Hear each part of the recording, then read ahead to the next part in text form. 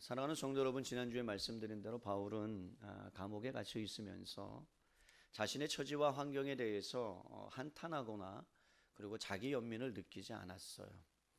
여러분, 바울이 자기 연민이나 신세를 한탄하지 않을 수 있었던 그 이유 중에 하나가 자신이 하나님의 뜻으로 말미암아 부르심을 받았다는 그 확신을 본인이 갖고 있었다는 거죠. 또한 하나님께서 자신을 이방인을 향한 사도로, 복음 전도자로, 메신저로, 대사로 부르셨다는 그 사명을 깊이 깨닫게 되었고, 그 목적을 향하여 여러분 다름질하고 또 합력하여 선을 이루시는 그 하나님을 붙들고 살았다는 데 있습니다. 오늘 에베소서 1장 1절에서 2절의 말씀은 에베소에 있는 교인들에게, 구성원들에게 편지를 보낸 거죠. 여러분, 에베소에 있는 동역자들에게 편지를 보냈습니다. 그런데 말이죠, 예수 그리스도를 믿는 사람들, 예수님의 자녀를 여러분 한 단어로 표현하자면 무엇라고 표현할 수 있습니까? 성도라는 단어로 표현할 수 있을 것 같아요. 여러분, 성도, 그러니까 예수님을 믿는 사람들을 성도라 부르기도 하고 그리스도인이다라고 부릅니다. 그런데 여러분, 이러한 성도라는 단어 안에는요, 우리가 생각하는 것보다 훨씬 더 깊은 의미들이 담겨져 있다라는 거예요. 예를 들어서 성도라고 불림을 받을 때는 예수님을 믿는 사람들이 과연 누구인가라는 정체성이 그 안에 있고요. 과연 나는 누구를 믿는가, 믿음의 대상이 표현되어 있고요. 성도라고 부를 때는 그 믿음의 대상뿐만 아니라 믿음의 내용이 무엇인가도 그 성도라는 이름 안에 다 들어가 있습니다. 우리가 살아가는 이 시대에 요즘은 성도라고 그리스도인이라고 하는 말조차 너무 흔한 말이 되어버린 것 같아요. 어쩌면 세상 사람들로부터 그리스도인 그러면 예전에는 예수쟁이, 예수님에 대해서 열심인 사람, 저 사람은 정말로 예수님을 잘 믿는 사람이라고 표현되었던 그러한 의미들이 요즘은 퇴색되어져서 예수님을 믿지 않는 사람들로 하여금 비아냥거리는 말이 되어버린 지가 오래입니다. 어쩌면 세상 사람들 가운데, 아니 우리가 살아가는 세상 가운데서 하나님의 마음을 알고 하나님의 마음을 시원케 해드리고 하나님의 주권과 하나님의 신실함에 대해서 그렇게 반응하는 그런 사람을 찾아보기가 어려운 시대에 우리가 살고 있는 것 같아요. 그렇기 때문에 오늘 여러분 제목처럼 그리스도 안에 있는 자, 성도라는 이 거룩한 이름에 대해서 저와 여러분들이 깊이 깨닫고 그 말씀대로, 그 이름대로 살아갈 수 있는, 살아낼 수 있는 저와 여러분이 되시기를 주님의 이름으로 축원합니다. 여러분, 바울은 오늘 에베소서에 있는 교회 성도들을 향하여 이렇게 표현해요. 교인들을 향하여 1장 1절에 이렇게 표현합니다. 에베소에 있는 성도들과 그리고 그리스도 예수 안에 있는 신실한 자, 두 가지로 표현하고 있어요. 하나는 성도고요, 하나는 그리스도 안에 있는, 예수 안에 있는 신실한 자라고 표현하고 있습니다. 우리 1절 한번 읽어볼까요? 시작. 하나님의 뜻으로 말미암아 그리스도 예수의 사도된 바울은 에베소에 있는 성도들과 그리스도 예수 안에 있는 신실한 자들에게 편지하노니, 이런 뜻이죠. 에베소에 있는 성도들인데 그들이 누군가 하면 그리스도 예수 안에 있는 신실한 자들이다. 그러니까 성도라는 말은 예수 그리스도 안에 있는 신실한 자 같은 의미를 지금 바울은 사용하고 있는 거죠. 여러분, 바울은 그리스도를 향하여, 그리스도인을 향하여 성도라고 부릅니다. 그럼 성도의 뜻이 뭡니까? 여러분, 거룩한 무리라는 뜻이에요. 거룩한 무리. 사전을 찾아보니까 거룩이라는 단어는 이렇게 표현됩니다. 뜻이 매우 높고 위대하다. 그래서 여러분, 거룩이라는 단어는 거룩하신 하나님, 우리가 자주 기도할 때 사용되는 그 언어를 보면 거룩하신 하나님, 찬양에도 거룩하신 하나님이라는 그 단어들이 많이 들어가 있지 않아요? 그러니까 굉장히 높고 위대하심을 찬양하며 높이고 뭔가 열정적으로 하나님 아버지에 대해서 예배하는 그런 이미지가 거룩이라는 단어로 생각될 수 있습니다. 그런데 성경을 자세히 읽어보면요, 여러분, 거룩이라는 단어는 높고 위대하다라는 단어의 의미 이전에 어떤 의미가 담겨져 있냐면 구별되다라는 뜻이 있어요. 이게 훨씬 더 중요한 단어예요. 여러분, 뭐라고요? 구별되다. 성별되다. 그렇다면 뭐로부터 구별됐다는 걸까요? 죄로부터 구별됐다는 거예요. 어떤 피조물의 결핍과 약함에 대해서 구별되는 거예요. 그렇다면 하나님과 우리는 1차적으로 구별되었어요. 하나님은 창조주고 우리는 피조물이기 때문에 우리는 구별되었다 할 때 거룩이라는 단어를 씁니다. 그러니까 죄로 말미암아 타락한 인간과 거룩이라는 단어는 사실은 함께 할 수 없는 단어예요. 우리에게 쓸 수 없는 단어예요. 전혀 사용할 수 없는 단어예요. 그렇기 때문에 거룩이라는 말은 하나님과 사람과의 관계를 설정하는 거죠. 하나님은 창조주요, 조물주요, 우리는 피조물이다. 인간이 죄를 지었어요. 죄를 짓고 타락하니까 약점이 많은 거예요. 그런데 하나님은 약점이 없으세요. 완벽하세요. 온전하세요. 인자하시고 영광이 하늘에 없으실 뿐만 아니라 능력이 무궁무진한 분이다. 그럴 때 사용하는 단어가 거룩이라는 단어입니다. 인간과 하나님이 구별된다는 거죠. 여러분, 그렇다면 이 단어는 사람에게 쓸 수 없는 단어예요. 그러니까 정성록 목사가 예를 들어서 거룩하다, 여러분이 거룩하다라는 단어 자체를 사용할 수 없는 단어라는 말입니다. 하나님의 성품이기 때문이고 그리고 하나님께만 사용되는 단어이기 때문에 그렇습니다. 그런데 지금 바울이 뭐라고 말씀합니까? 에베소에 있는 여러분 구성원들을 향하여 뭐라고 얘기한다고요? 성도다라고 표현하고 있어요. 거룩한 무리다라고 표현하고 있어요. 어떻게 해서 바울은 여러분 하나님께만 쓸 수 있는 이 단어를 사람들을 향하여 그리고 교회에 나오는 예수님을 믿는 사람들을 향하여 성도다, 거룩하다라고 표현하고 사용할 수 있었을까요? 여러분, 여기서 주목해야 될 것이 있습니다. 오늘 바울이 에베소에 있는 성도들 거룩한 무리라고 표현했을 때는 이 거룩하게 된 것이 능동형이 아니라 수동형으로 단어가 사용되었다는 거예요. 무슨 뜻이에요? 스스로 사람이 거룩해지는 것이 아니라 누군가에 의해서 거룩하게 되었다라는 뜻입니다. 그렇다면 사랑하는 성도 여러분, 어떻게 여러분 에베소에 있는 그 그리스도인을 믿는 사람들이 거룩하게 되었을까요? 이 부분을 우리가 알기 위해서는 출애굽기 19장 5절에서 6절로 가야 합니다.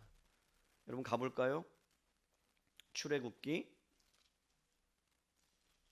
19장이에요. 5절에서 6절입니다. 구약성경 110면 되겠습니다. 우리 찾으신 줄로 알고 제가 19장 출애굽기 19장 5절로 6절 읽어드려요. 세계가 다 내게 속하였나니 너희가 내 말을 잘 듣고 내 언약을 지키면 너희는 모든 민족 중에서 내 소유가 되겠고 너희가 내게 대하여 제사장 나라가 되며 거룩한 백성이 되리라. 너는 이 말을 이스라엘 자손에게 전할지니라. 여러분 무슨 말입니까? 오늘 모든 세계가 하나님께서 지으셨는데 모든 세계를 하나님이 지으셨는데 어떻게 하셨다는 거예요? 내가 너와 언약을 하나 맺을게, 약속을 하나 해줄게, 내가 너를 선택했어, 내가 너를 구별했어, 나의 소유로 삼았어, 너는 나의 백성이 되었어. 그런데 그 백성이 된 것이 누구로부터 말미암았냐면 하나님으로부터 말미암았다라는 것을 우리에게 보여주고 있는 거예요. 그러니까 여러분 하나님께서 우리를 부르시고 하나님의 백성으로 만드셨을 때부터 우리는 거룩한 존재가 된 줄로 믿습니다. 여러분 우리가 거룩하기 위해서 거룩을 향하여 노력해서 거룩하게 되는 게 아니에요. 이런 무엇인가 연습하고 노력해서 우리가 거룩해지려고 합니다. 애를 씁니다. 아이들에게 가르칩니다. 그리고 너는 죄를 짓지 않게 살아야 된다라고 훈련을 시킵니다. 그런데 여러분 그걸로 인해서 거룩해지는 존재가 아니다라는 것을 말씀해 주는 거예요. 하나님이 우리를 선택하지 않으면, 하나님이 우리를 부르지 않으면, 하나님이 언약을 맺지 않았으면 우리는 거룩한 존재가 될 수 없다 이 말이에요. 여러분 레위기 19장으로 가볼까요?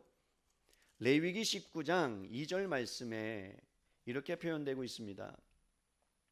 신약성경 175면이에요.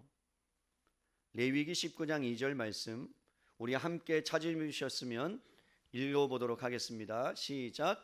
너는 이스라엘 자손의 온 회중에게 말하여 이르라.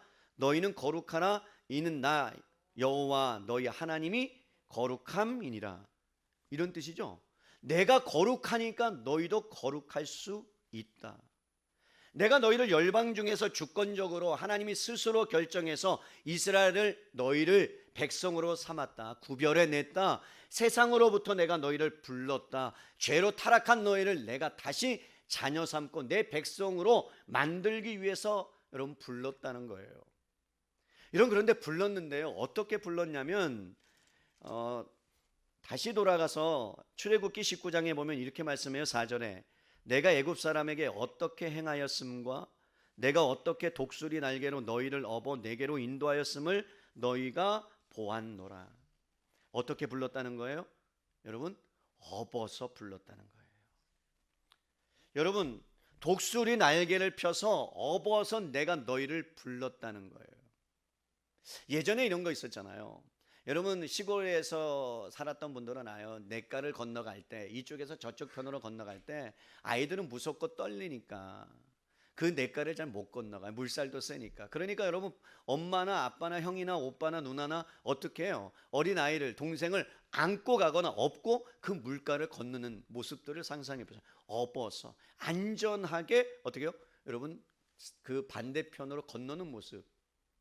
그러니까 여러분 하나님께서는 우리를 공로나 우리 안에 있는 열심이나 성실이나 도덕적인 것이나 윤리적인 어떤 근거로 인해서 우리가 거룩하게 되었다라는 말씀을 하지 않고 여러분 하나님의 사랑과 하나님의 신실하심 때문에 우리를 부르셨는데 여러분 우리를 부르고 나니까 어떠한 존재가 됐냐라고 말씀하냐면 이렇게 말씀하고 있어요. 6절에 제사장 나라가 되었다. 거룩한 백성이 되었다. 그러니까 여러분 거룩함의 출발은 어디서부터 출발하느냐? 하나님의 주권적인 결정에 의해서 하나님이 스스로 결정하셔서 먼저 저와 여러분을 부르셨고 하나님께 순종함으로 우리가 거룩한 백성이 된 줄로 믿습니다. 여러분 그런데 이 말씀대로라면 의문이 드는 거예요. 내가 정말 거룩한 존재인가? 여러분 우리 삶을 한번 뒤돌아보세요. 교회가 하나님께서 우리를 불러서 교회라는 곳에 모여서 예배당이라는 곳에 모여서 우리가 예배를 드립니다. 그리고 소그룹에 참여합니다. 그럼 소그룹에 참여할 때 여러분 행복함과 기쁨과 즐거움만 있나요? 아니면 관계 가운데 어려움은 없나요? 그 가운데 정말로 저 인간은 죄송해요. 저 사람은 저 왼수는 아니 어떻게 예수님을 믿어도 저렇게 안 변하지?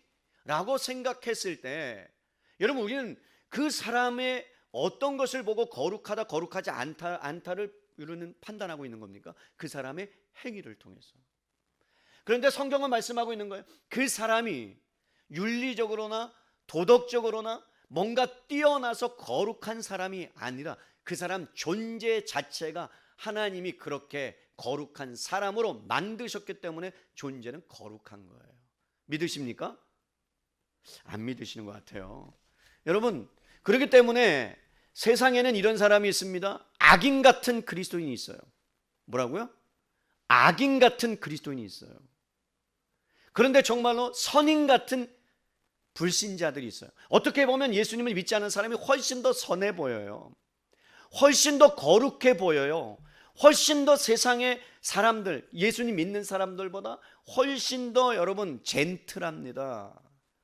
도덕적으로 윤리적으로도 깨끗한 것처럼 보입니다. 그런데 성경은 그것이 거룩의 기준이 아니다라고 말하는 거죠.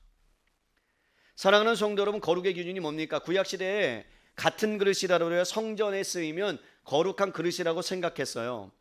그 그릇 자체가 여러분 거룩한 것이 아니에요. 성전에 쓰일 그릇으로 구별되었기 때문에 거룩한 물건이에요. 여러분 성전에 쓰이기 위해서는 지저분한 것들은요 닦아내야 됐습니다. 그 작업이 필요했습니다. 무슨 말씀이에요? 예를 들어 볼게요. 여러분 이곳이 성전은 아니에요. 예배당이에요. 그렇다면 구약으로 돌아가서 이곳이 성전이라고 가정하면 여기에 쓰이는 물건들은 다 거룩해요. 왜 거룩하냐면 이것 자체가 거룩한 게 아니라 구별되어서 하나님의 성전에 쓰임받기 때문에 거룩한 거예요. 그렇다면 사랑하는 성도 여러분, 저와 여러분이 거룩한 것은 하나님이 저와 여러분을 부르셔서 선택하셔서 거룩하다 칭하셨기 때문에 거룩한 존재가 된 줄로 믿습니다. 우리는 더 이상 옳은 행실을 했기 때문에, 우리가 정당하기 때문에, 어떤 정의를 행했기 때문에 하나님 앞에서 나는 정의롭다, 의롭다라고 거룩하다라고 말할 수 없는 존재예요. 중요한 것은 뭐냐면 하나님의 은혜가 저와 여러분 안에 침투해 왔고 하나님의 사랑이 여러분 안에 침투해 왔고 하나님의 용서가 먼저 저와 여러분 안에 왔기 때문에 여러분 우리가 거룩한 존재로 출발하는 거예요. 이런 거죠. 어느 날 내가 옳은 줄 알았어요. 내가 대단한 존재인 줄 알았어요. 탁월한 줄 알았어요. 그러면서 여러분 신나게 세상 가운데서 살았어요. 그리고 정신을 못 차리고 살다가 어느 순간에 눈을 떠보니까 제가 그리스도의 십자가 앞에서 발견된 거예요. 여러분 그때 비로소 우리는 뭐냐면 나의 행실은 아직 변하지 않았어요. 그런데 예수님이 내 안에 찾아와 주셔서 저와 여러분의 존재를 변화시켰다면 그러면 우리는 거룩한 존재가 된 겁니다. 사람의 행실 때문이 아니에요. 하나님의 은혜 때문이요, 하나님의 사랑 때문이요, 하나님의 용서 때문이에요. 여러분 하나님은 당신의 선하신 뜻대로 이렇게 표현하면 자신의 마음대로 여러분 우리를 품 안으로 하나님의 품 안으로 꽉 안아 버리신 겁니다. 그러므로 여러분 우리의 정체성은 우리의 존재는 어디서에만 발견될 수 있느냐면 하나님으로부터만 발견될 수 있고 하나님으로부터만 출발할 수 있고 그래서 우리의 인생의 마지막도 하나님 안에 다 포함되어 있는 겁니다. 그렇기 때문에 여러분 하나님께서 우리를 세상으로부터 분리했기 때문에 성도들이다라고 말씀하는 거예요. 하나님은 우리를 성도로 선택하여 여러분 부름받은 순간부터 우리는 세상 사람들과 같아 보이나 본질적으로 다릅니다. 제가 말씀드렸어요. 어떤 면에서 보면 거룩하지 않은 것처럼 보여요. 그리스도인들이. 예수님을 믿지 않는 사람이 훨씬 더 거룩해 보여요. 그런데 여러분 성경은 우리에게 뭐라고 말씀하냐면 본질적으로 너희는 다르다. 왠 줄 아느냐? 내가 너희를 선택했기 때문이다. 비록 너희가 윤리적으로 도덕적으로 문제가 있고 그리고 오염되고 부패한다 할지라도 너희는 거룩한 존재로 출발한다. 이것이 굉장히 중요한 겁니다. 그래서 여러분 바울은 성도들을 향하여 거룩이라는 단어를 썼을 때는 하나님께서 우리를 부르셨다는 것이고 그리고 하나님께서 우리를 부르셔서 세상과 구별했다라는 뜻입니다. 갈라디아서 1장으로 가볼까요? 그러한 일들이 어떻게 구체적으로 일어날 수 있었을까? 갈라디아서 1장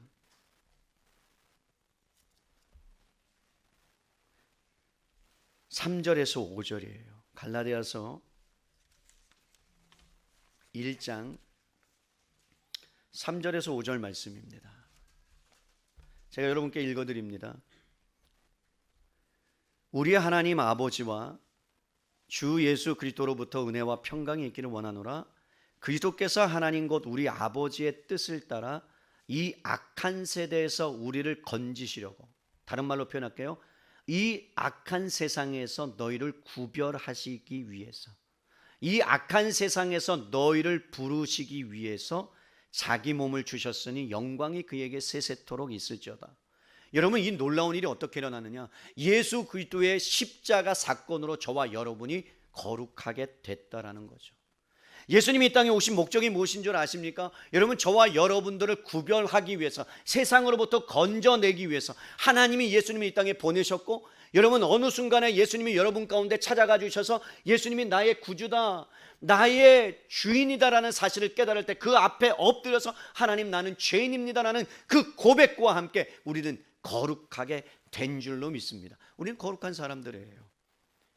여러분 얼마 안 되지만 앞뒤 좌우로 우리는 거룩한 사람들입니다. 우리 인사할까요? 얼마 안 되니까. 들리지도 않아요. 마스크를 썼기 때문에. 여러분은 그렇기 때문에 우리는 죄로부터 세상으로부터 구별된 존재, 얼마나 그 이름 거룩한 이름이 성도라는 것을 알잖아요. 그러면서 여러분 세상과 구별된 성도가 어디에 살고 있느냐 이렇게 표현합니다. 오늘 본문에 다시 돌아가요. 에베소서로요. 하나님의 뜻으로 말미암아 그리스도 예수의 사도된 바울은 어디에 있다고 그래요? 에베소에 있는. 그러니까 성도의 삶의 현주소는 어디라는 거예요? 예배당이 아니라는 거예요. 여러분 잘 들으세요. 성도가 살아내야 될 곳은 예배당이 아니에요. 성도가 살아내야 될 곳은 세상이에요. 에베소 지역에 있는 그 성도가 하늘에 속한 사람이지만 이 땅에 있다는 것, 그래서 우리의 구별이 드러나고 나타내야 될 장소는 어디냐? 세상 가운데예요. 그래서 오카노 목사님이 뭐라고 말씀했느냐? 여러분 성도라는 그 거룩한 이름 안에는 세상으로부터 부름받은 백성이요, 그리고 세상으로 보내진 여러분 거룩한 제자인 거예요. 파송되어진 제자인 거예요. 그렇기 때문에 여러분 우리가 거룩하다 아니다라는 것은 예배를 주일날 와서 예배를 드리느냐 아니느냐 안 드리느냐 있지 않아요. 이 말을 하면 또 온라인으로 예배 드리는 모든 분들은 그래 다행이다 안 나와도 되겠구나라고 착각할 수 있고 오해할 수 있는데 그 말이 아니에요. 잘 들으세요. 내가 주일날 나와서 예배를 드렸기 때문에 거룩해진 것이 아니라 내가 뭔가 행위를 통해서 거룩해지는 게 아니에요. 기도를 하니까 거룩해지는 게 아니에요. 중요한 것은 내가 거룩한 자이기 때문에 주일날 나와서 하나님을 향하여 거룩한 예배를 드리는 거예요. 아멘입니까? 거룩한 자로 출발해서 하나님 앞에 나와 영광을 돌릴 때 우리는 이미 거룩한 자가 되어 있고 거룩을 향하여 나가는 것이지 내가 거룩하게 되기 위하여 하나님 앞에 나와서 예배를 드리는 것이 아니란 말입니다. 출발 자체가 하나님의 부르심에 의해서 우리는 거룩한 자로 출발하는 거예요. 여러분 코로나19로 인해서 대사회적인 책임에 대해 교회가 동참하고 부득이하게 온라인 예배를 드리고 있습니다. 저는 이 부분에 대해서 참 안타까운 부분도 있어요.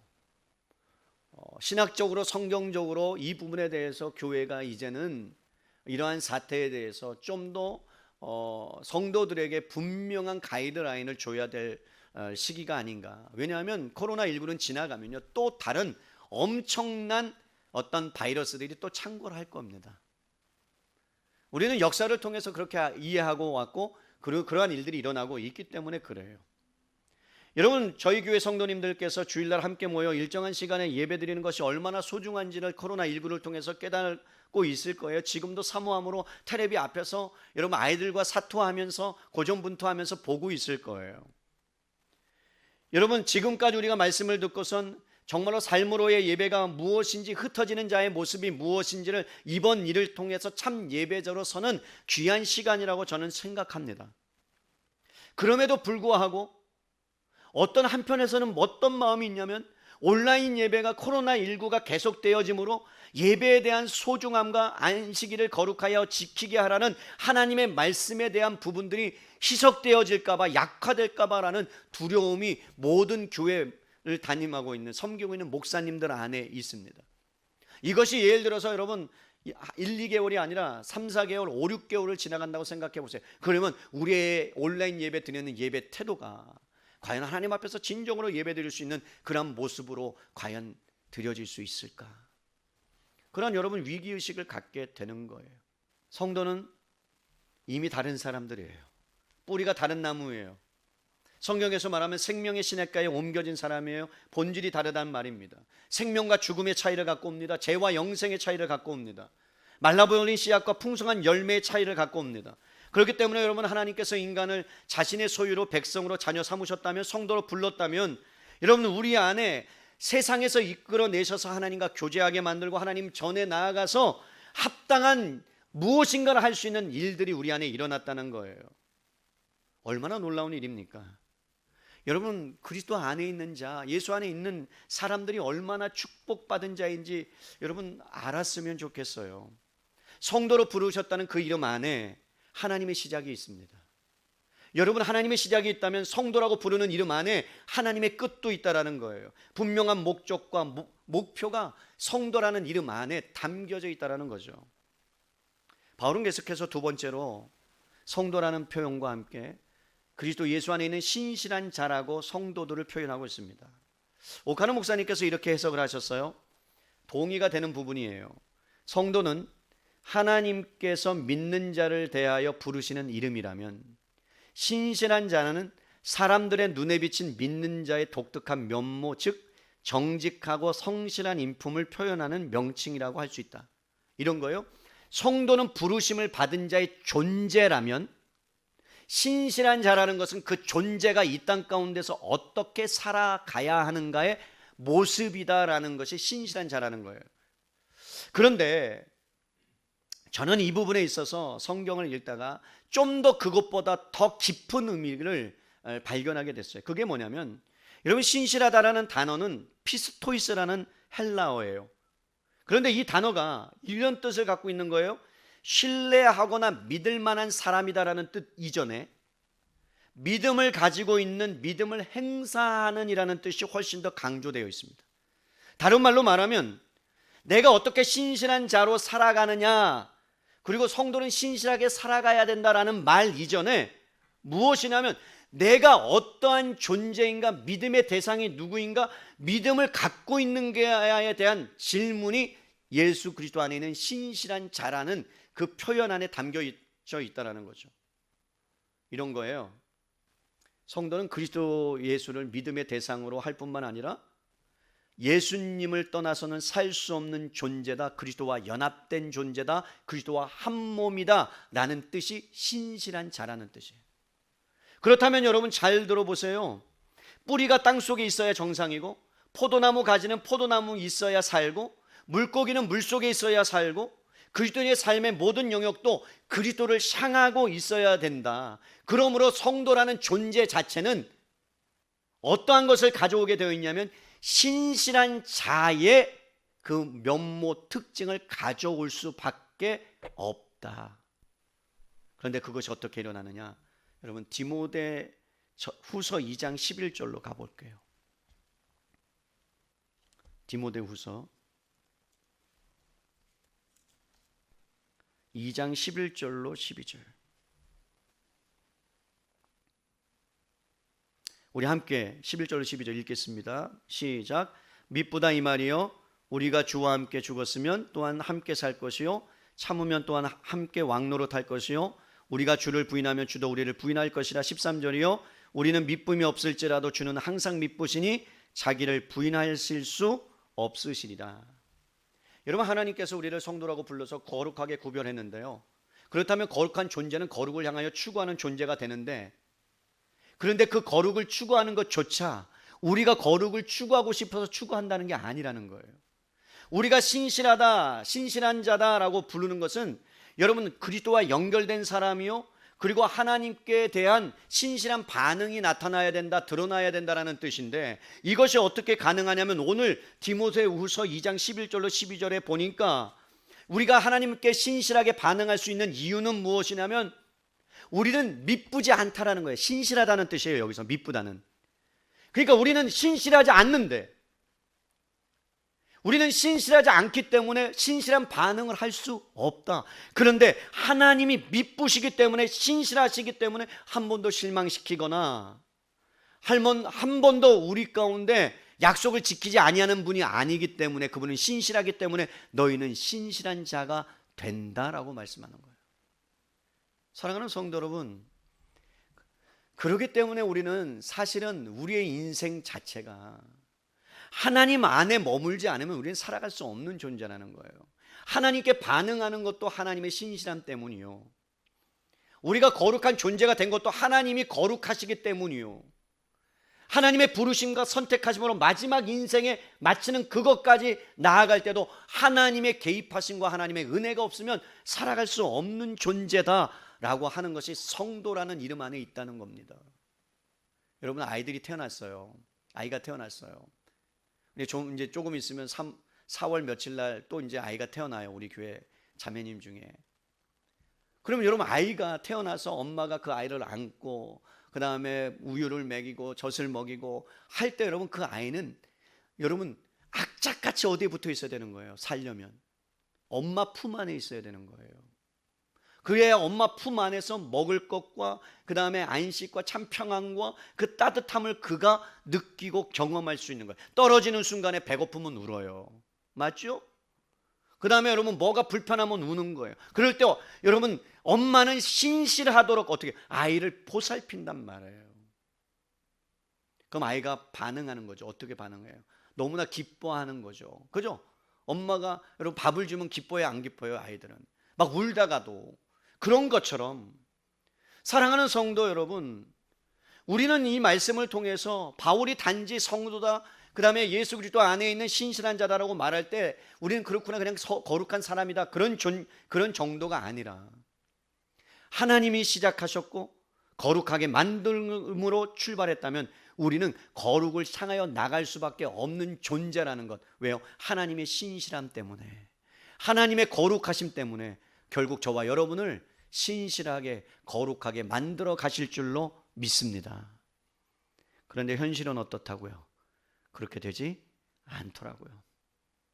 그러면 여러분 어떻게 그것이 가능할까요? 어떻게 그것을 여러분 우리가 신실한 자답게 성도답게 살아갈 수 있을까요? 이 부분에 대해서 굉장히 중요한 것 중에 하나가, 초대교회는 여러분 가장 신앙에 두 가지 어려움이 있었어요. 에베소 교회도 마찬가지고 데살로니가도 마찬가지고 빌립보서에 있는 교인들도 마찬가지고요. 로마 교인들도 마찬가지. 두 가지 직면한 문제가 있었어요. 그것이 뭐냐면 하나는 율법주의예요. 두 번째는 여러분 영지주의예요. 율법주의는 율법을 지켜야 거룩해진다예요. 이것이 오해가 돼서 한국 교회 안에도 기독교인 안에도 무엇인가 우리가 지켜야 거룩해진다라는 생각을 갖고 살아가요. 그런데 여러분 출발이 거룩이 하나님으로부터 왔다면 그것은 해결된 거예요. 두 번째로는 영지주의. 영지주의가 뭡니까? 이원론이라고 할 수 있어요. 헬레니즘 사상이었어요. 육체는 악하다는 거예요. 영혼은 선하다는 사상이에요. 그래서 여러분 육체는 죄의 원인이고 썩을 것이고 없어질 거니까 일시적인 거니까, 영혼은 죄가 없으니까 영원하니까 영혼은 선한 거고 이 육체는, 우리가 갖고 있는 이 육체는 악한 거다. 그런데 성경은 뭐라고 말합니까? 영혼과 육체를 뗄 수 없다. 인격적이다. 하나다. 그래서 영지주의의 특징은요 뭐냐면 행동이 없어요. 왜? 육체가 하는 거는 다 악하니까.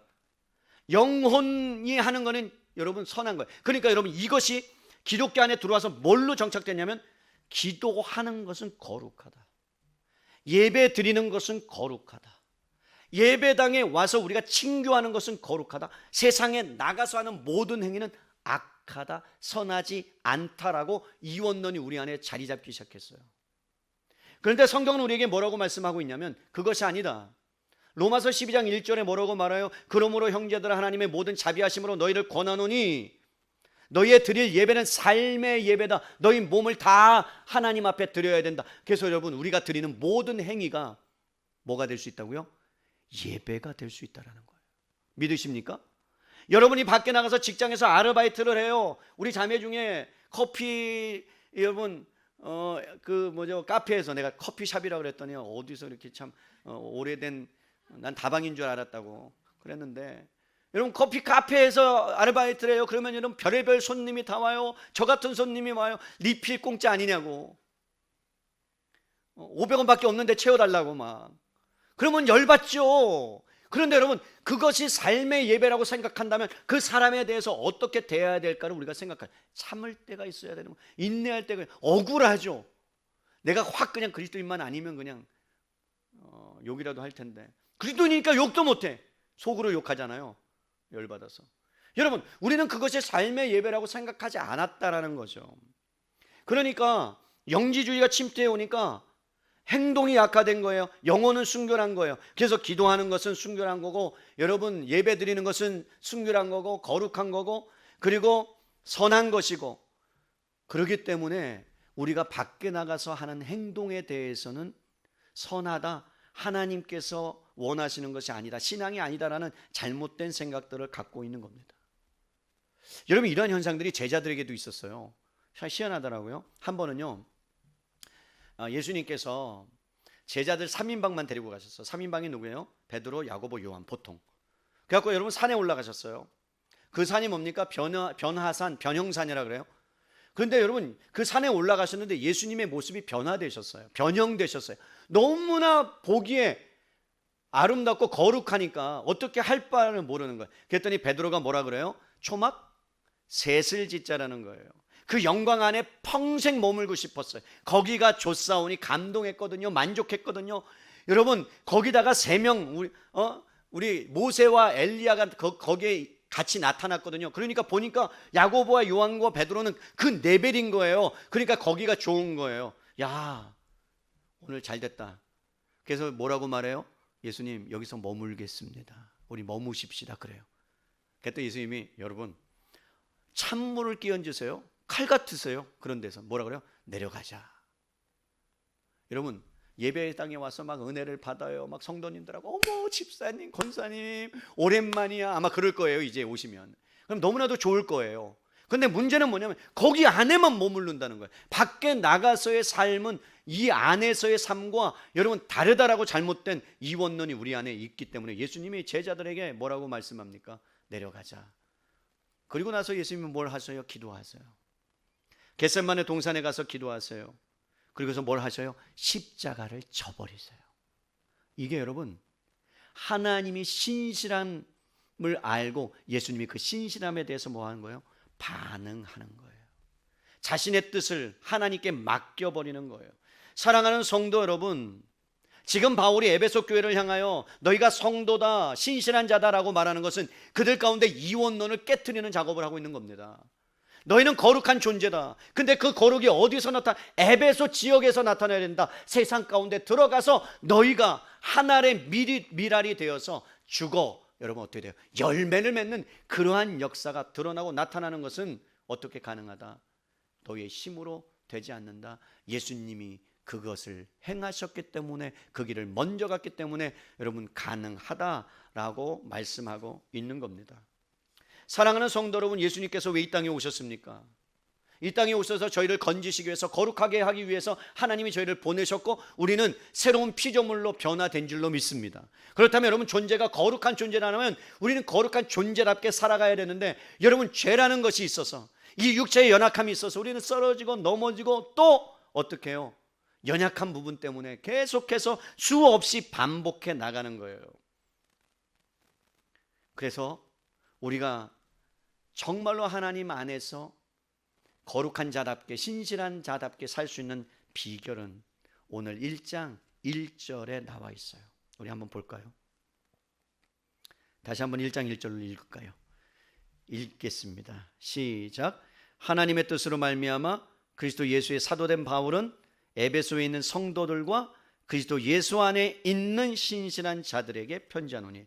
여러분 중요한 단서가 하나 나와요. 우리의 힘으로 거룩을 이룰 수 없다.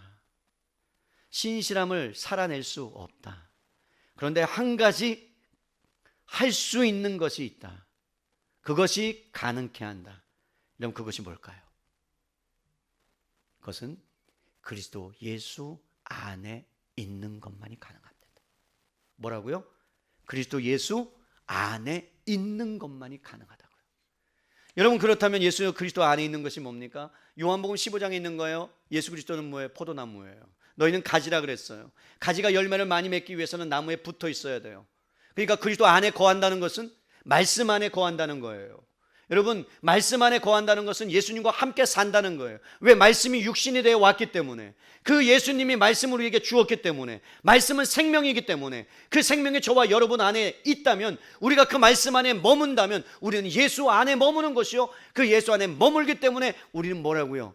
거룩한 반응, 신실한 자답게 살아갈 수 있는 능력이 예수 그리스도 안에 있는 거예요. 사랑하는 성도 여러분, 그러니까 우리가 해야 될 일이 있다면 우리는 그리스도 안에 거하는 겁니다. 그리스도 안에 머무는 겁니다. 우리가 뭔가 애를 쓰고 노력하는 것이 아니라 그리스도 안에 쏙 들어가 버리면 게임 끝나는 거예요. 어린아이들이 여러분 엄마의 품에 싹 안겨버리면 모든 것이 끝나는 거 아닙니까? 모든 것이 해결되는 것 아닙니까? 그 안에서 먹고, 그 다음에 그 안에서 자고, 그 안에서 싸고 다 해주잖아요. 자기가 능력이 있어서 그런 거예요? 어린아이가요? 아니에요. 그것은 부모님의 신실함 때문이요, 부모님의 사랑 때문에 그렇습니다. 그렇기 때문에 우리가 이미 그리스도 안에 있다는 것을 알고 우리는 그리스도인 안에 있는 자답게 순종하며 살아가면, 그러면 우리는 여러분 하나님께서 주시는 그 믿음에 대해서 반응하며 살아갈 수 있는 거예요. 사랑하는 성도 여러분, 저와 여러분이 성도님 맞습니까? 여러분 그리스도 안에 신실한 자 맞습니까? 그렇다면 여러분 우리는 이 땅에 살아가면서 거룩한 자의 모습이 드러나고 나타나는 것은 저와 여러분으로부터가 아니라 하나님이 시작하셨고 하나님이 만드실 거고 하나님이 만들어 가실 것이라는 사실을 믿고 그리스도 안으로 여러분 들어갈 수 있기를 주님의 이름으로 축원합니다. 그렇게 되면 어떤 현상이 일어나느냐? 여러분 먼저 사랑하게 되는 거예요. 예수님의 사랑이 왔기 때문에. 그리고 여러분 예수님이 우리의 모든 것을 들어줬기 때문에 우리의 마음 문이 열려지는 거예요.